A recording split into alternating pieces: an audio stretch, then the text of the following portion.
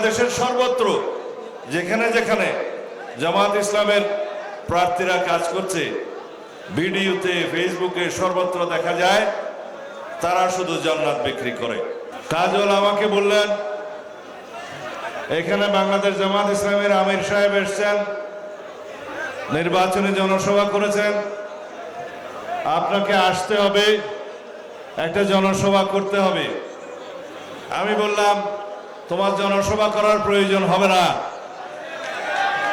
কক্সবাজারবাসী তোমাকে চিনে, তুমি এই এলাকার পরীক্ষিত সন্তান। সারা দেশবাসীর ন্যায় আমাদের এই সমুদ্রনগরীর সকল জনপদ, আমাদের এলাকা সহ পুরো জেলা, সারা বাংলাদেশের মানুষ জানে, বিশ্বাস করে আগামীর সরকার ইনশাআল্লাহ বিএনপির সরকার।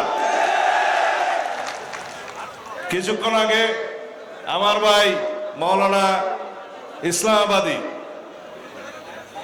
বক্তৃতা দিয়ে গেছেন।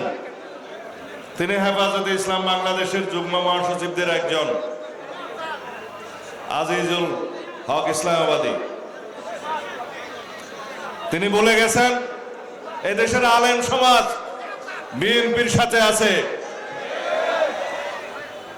আমাদের হেফাজতে ইসলামের সম্মানিত আমির, আমাদের মুরব্বী মাওলানা বাবুনগরী, মহিবুল্লাহ বাবুনগরী, এক নামে দেশে বিদেশে পরিচিত। তিনি বলেছেন,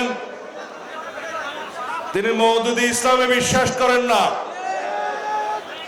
আমরা মদিনা ইসলাম চাই। হেফাজতে ইসলাম করবেন তিনি, ইসলামের হেফাজত করবেন। আমি জানি না জামাত ইসলামের সম্মানিত আমির এখানে কি বলে গিয়েছেন।